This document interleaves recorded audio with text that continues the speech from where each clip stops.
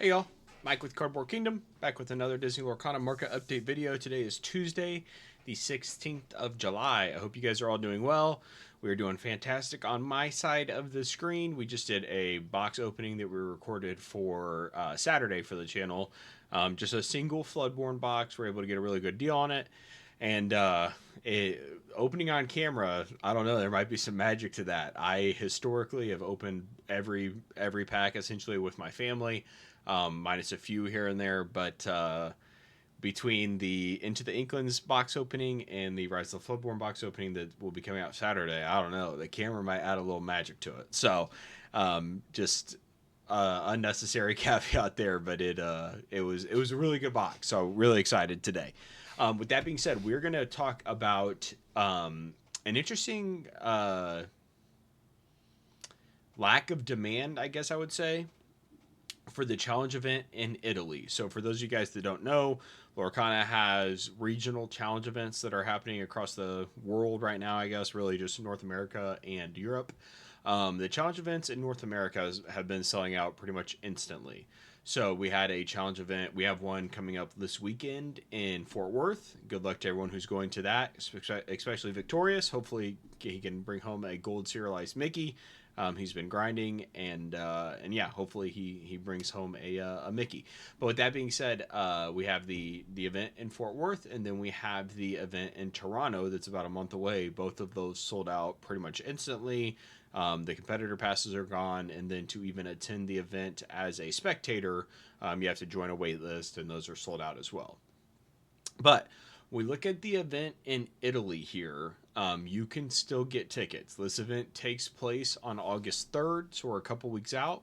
And this event has been on sale since June 20th, so kind of 3 to 4 weeks since it went on sale. And as far as I'm aware, I can still go to the main event, click quantity one, and then check out and purchase my ticket. So it would look to me like they're still available unless there's some sort of bug going on. It would, if I can get this far, I would imagine I can fill everything out and finalize those purchases. So, what does that mean? Does this mean that Lorcana doesn't have the popularity, overseas as it does here in North America? That's definitely possible. I know that there is a wide market there. They've had the Lorcana Challenge events previously that sold out. I speak to a ton of collectors from over there, so I know it is still, very popular, very rampant over in Europe. But at the end of the day, this event is not selling out, and this is really the first event we've seen that has taken much of any time to sell out. All the events here stateside sell out almost immediately. I know we had the event in Germany and France that both sold out. And so I don't know if this is, just a lot of, is it fatigue, right? We've had a ton of events. I have seen some of that sentiment on Twitter, people saying like, hey, I've been traveling like crazy for Lorcana, probably need to dial it back. And I think that it definitely could be a little bit of that. I don't know in terms of traveling over there if this event is just kind of out in the middle of nowhere and it's really hard to get to. It's probably a lot of different factors, but if anyone has any insights on why this event is not filling up, I would love to hear it. Because it's unique, right? We don't typically see this, and you guys know that I am I'm very passionate about Lorcana. I think it has a very bright future, but I'm always trying to be cognizant and unbiased as I can be of what the current landscape looks like. Obviously, a tournament like this that has a trophy card that just sold for $30,000 a couple days ago shouldn't really have any trouble selling out unless there's a lack of interest, right? And so it would appear that this might be our first case of that. There's a lot of different parameters and things that go into it, but I would love to hear your guys' thoughts, and hopefully it just sells out in the coming days. Like, I don't know if it's a 2,048 player event, so it's the largest cap there is.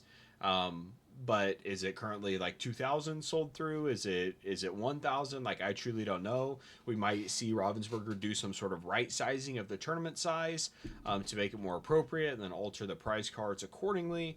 So I don't know on what that's going to shake out. Only time will tell. We're a couple weeks from the event. Today's the 16th. The event takes place on the 3rd. So we're closing in on the start date for this particular event, and we'll see what that looks like. See if we can get an attendee Are the attendee tickets sold out? Or it's one per client, one per customer, so probably because I had, yep. Let's make sure this goes through. So you can still attend it as well. So there's both types of tickets are available for that particular event, which, hey, just interesting more or less. Wanted to bring it to your guys' attention. Please let me know your thoughts on that event not selling out. Moving on to the market discussion. As I say in pretty much every video, please do not pre-order Shimmering Skies on TCG Player. If this is the first time you're seeing my content, these dates that are on TCG Player are the big box store release. So 8/23 is when these products will be shipped.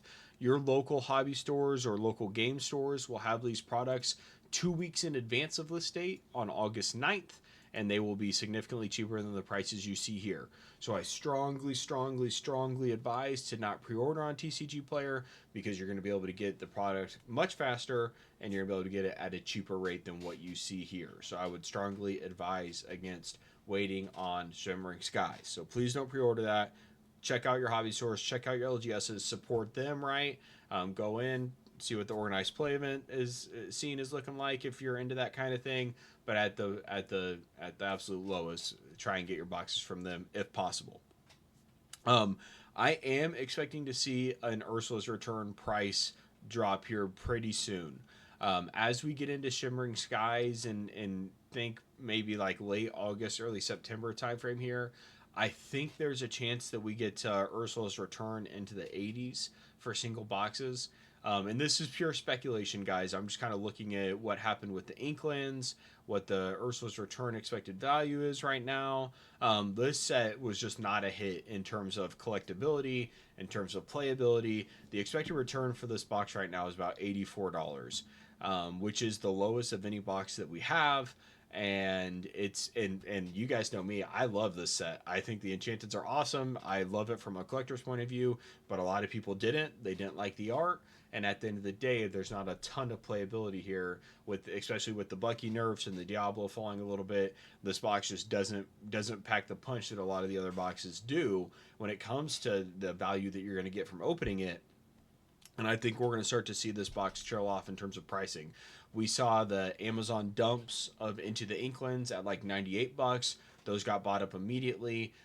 If that box is going down to 98 when the expected return from that box is like 100 to 110, what does that mean for Ursula's Return? I did have the ability to buy a case of Ursula's Return for $340, if I'm not mistaken, yesterday.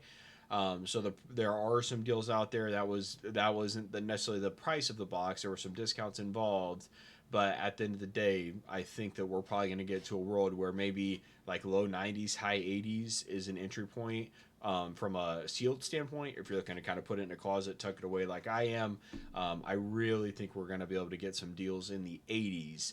It's worth noting that the site that sale was available on did sell out, so it didn't even last more than a day that I'm aware of. When they had like a summer or Christmas and July sale, so I think they had the boxes priced at $99, and then there was like a 15 or 20% off of the entire purchase with free shipping. So that took the all-in price like somewhere around $340 or $350, which obviously is a solid entry point. But even for that box, getting in at $340 or $350, the expected return or expected value that you're going to get out of it is only like $85. So you're still kind of at a break even with those significant discounts.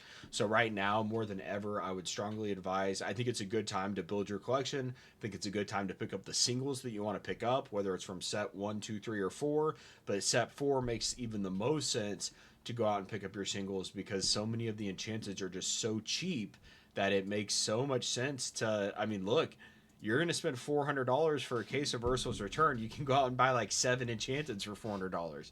So more now than ever, I would recommend going out and picking up the enchantments from that set if you are looking for any of them, right? Don't go out and just buy them if you're not in the market for them. But I think there are a lot of cards like the Piglet and the Yen Sid that just make a lot of sense, that came from the set that are alt arts, that are cool characters, they're playable. When you talk about like overall IP, Winnie the Pooh is the strongest IP within the Lorcana brand. Or I apologize, I misspoke there. the second strongest IP within the Lorcana brand, with Mickey Mouse being the number one, and the princess is coming in third.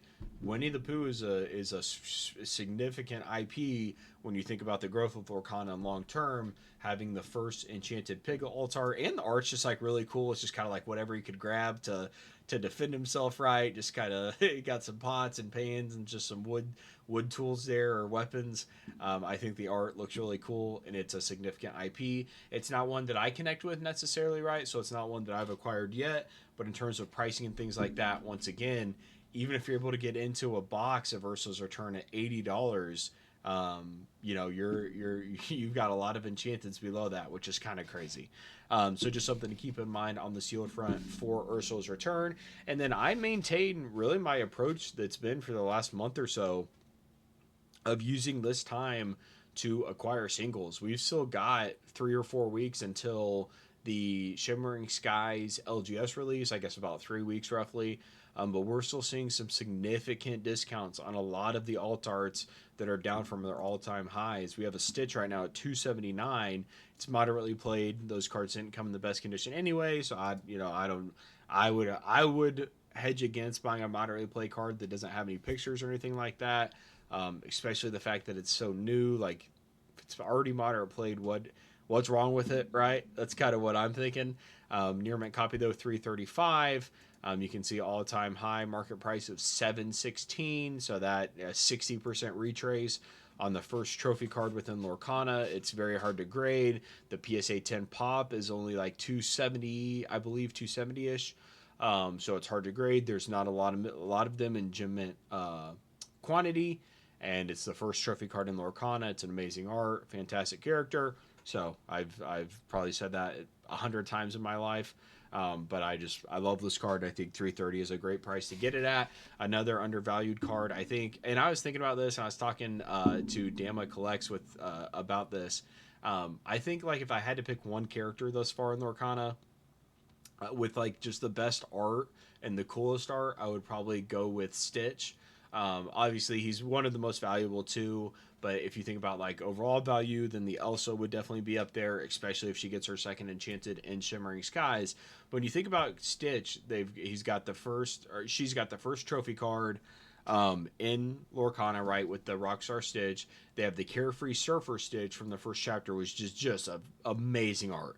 The colors on this card pop so much in person. It's a fantastic card, right? And it's remained one of the top ones within the top pools within the first chapter. But then you also have the D23 Rockstar Stitch. It's the enchanted foil, but it's the regular like art, I guess. So those D23 cards are really cool. Obviously, they're very rare. They're very scarce, with only 1,000-ish in existence. And so I think just one of my personal favorites thus far is definitely Stitch. If I had to be like a character only collector and I could only collect one character from here on out, I think Stitch is an early favorite of just like who has the best art and is the coolest character thus far. I think they've done a fantastic job with Stitch. But back to the topic here, I think that it's just a really good time to collect any alt art, any enchanted that you feel like is something you want to add to your collection, whether it's some on the lower end with the Piglet or some on the higher end like the Carefree Surfer Stitch. Once again, a card that we've seen hit all-time highs of market prices of $500 to $600. Looks like $492 is the highest we had it. Definitely were some raw sales in $500. Right now you can get them for $260. Just makes a lot of sense. Apart from that, the sealed stuff, I mean, it's I feel like we're at a ticking time bomb for the first chapter, and now Rise of the Floodborn as well, the second set. 130 or 131 for Rise of the Floodborn right now. I guess if you're looking at shipping as well, you're worried about 135. Keep in mind that 143 is MSRP for these boxes, so we're definitely closing in on MSRP. The volume on this box has continued to pick up over the last week. You can see a lot of sales. It's an underrated set in my opinion. I've been saying that for months. If you've been around for a while, I feel like this set has got a lot of long-term collectability because it doesn't have enchanted locations. That started with set 3 and set 4, and that kind of, from a collector's point of view, that brings down the appeal a little bit, simply because you don't want to open a box 2 years from now and pull a wall. That would be unfortunate. So there's no enchanted locations in this box, but it also has a lot of princesses. It has the Snow White, it has the Alice, it's got a lot of really cool chase cards. And I think the set is just underappreciated for what it is, because it kind of got in the shadows of the first chapter. Speaking of the first chapter, once again, I mean, when you look at the sale through rate of this box, I mean, we're early on the 16th as I'm recording this video. There's already been 6 or 7 sales. If you compare this to like a modern Pokemon set, like this is definitely, I would consider Lorcana a modern, or I would consider the first chapter a modern Lorcana box. If you compare this to like Twilight Masquerade or Temporal Forces or any of the modern Pokemon sets, sells way more than any of those sets on TCG Player. I know there's obviously there's a lot more to the scope of the market than just TCG Player, and I know that the demand for Pokemon is like 10x what it is Lorcana. And with that being said, it's very interesting to see, even on a site like TCG Player, the first chapter and even probably Rise of the Floodborn is seeing probably similar sales to what Pokemon is seeing, but the first chapter, nothing in Pokemon even touches how much this box is bought and sold on a daily basis. So then that leads you to believe, why is it still at 220? It was at 220, it went up to 240. We got whatever set championship restock happened, and it's still down at 220. On the first page here, we are starting to see listings that are getting close to 230. But I just feel like whenever the supply does finally dry up of this box, whether I don't know if maybe they've got multiple airplane hangars full, going back to the old Pokemon WotC, old wives' tales of how many boxes are out there. Do they've got a bunker full of it? I mean, I do not know. But once it starts to dry up at all, I feel like this box is going to be back to its all-time highs in no time. Now, when is that going to happen? I don't know, but just there's so much freaking demand for this box. Every day. I mean, just look at yesterday, guys. I mean, we're talking about an additional 20ish 15 to 20 boxes sold, and that's just kind of like a typical day. Today we already have 6. It's just crazy, right? It's just crazy, in my opinion. The sell-through rate on these boxes never ceases to amaze me. How many people want the first chapter? And why not? It's gorgeous. It's got amazing art. It's got a ton of playable cards. The expected value is actually up, I think, like $5-ish day over day for this set. The expected return for chapter 1 today, and I'll just give you all of the boxes. This is updated as of this morning. It excludes anything that's under 35 cents, and it does assume the 1 in 96 pull rate for Enchanteds. First chapter is $202 today. Expected return. Rise of the Floodborn is $118. Into the Inklings is $112. And then Ursula's Return down there at $81. So that's what I'm talking about with Ursula's Return, guys. That set really has been a dud. We haven't seen a set from both a collectability and a playability get that low. So I definitely would not go out and rip too much of that right now, because the prices are so depreciated. Now, when you talk about long term, I think we're going to be able to get some pretty cheap boxes, and then it's going to start to even out. We're going to start to see the singles go up and the box prices go down, and there's going to be a time where it makes sense. Right now is just not the time to open a lot of Ursula's Return, because the prices are so cheap on the cards inside. It is absolutely a time to open the first chapter of Floodborn Inklings, especially Inklings. I think that's where you can get the best bang for your buck in terms of a price per box. Like if you go on Amazon, you're able to get a box around 100. Expected value is 112 right now. Ton of playable cards between the Robin Hood, the Ursula. You have some really big Enchanteds in there. So I think the first 3 sets really make a lot of sense. If you are looking to open anything right now, you can save some money. You can go out, find some sites with some discounts, etc. I think it makes a lot of sense to open those 3 sets. Ursula's Return, I think it makes sense more than ever to just buy singles. And you could say that for any of the sets, but if you wanted to open packs and have some fun, right now my recommendation would be the first 3 sets. And let's let Ursula's Return sit for a little bit. Let there be a little bit of a race to the bottom in terms of the sellers on that box. And then we can kind of scoop in and maybe get in at like an $80 price point to start to look for some decent returns there. That gives you an incredibly cheap price per pack. And then it's kind of a win-win at that point. So with that being said, guys, that's going to be the end for the video today. Please let me know your thoughts on the event in Italy. What do you guys think is what's causing that, right? What is causing the fallout or the lack of interest there? Do you guys think it will sell out?